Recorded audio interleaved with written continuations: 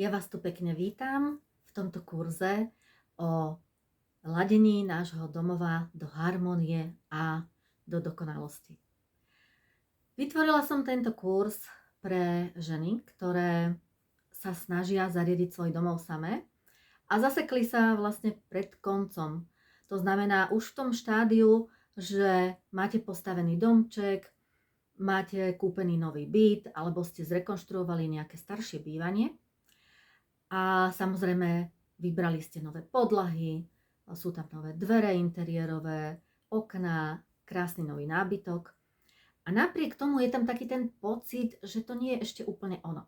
Že proste niečo tomu chýba, že potrebuje to nejako trochu doladiť, zútulniť.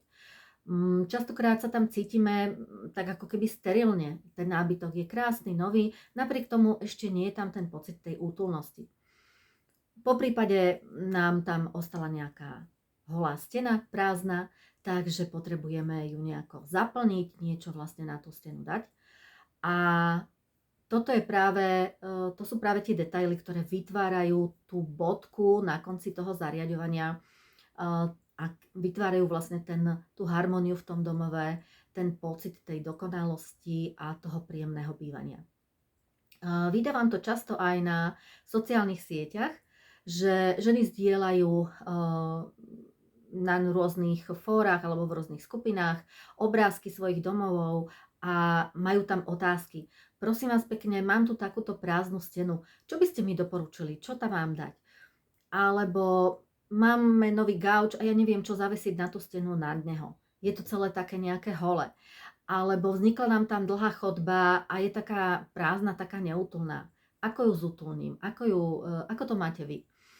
A 1000 rôznych takýchto otázok. A práve to doladenie a tie konečné úpravy vlastne robia ten interiér tým domovom. Pretože pokiaľ je tam iba taký čistý nábytok postavený, napriek tomu, že je krásny, že je nový, tak stále to vyzerá tak neútulne, ako to vyzerá napríklad v rôznych predajniach nábytku. Pretože je to iba nábytok, ale chýba tam tá bodka, ten koniec, tie detaily vlastne, ktoré vytvárajú z toho nášho bytu a domu, tak vytvárajú z toho náš ten harmonický domov. Takže poďme sa pozrieť, aké máme možnosti, ako sa s týmito vecami dá pracovať a ako na to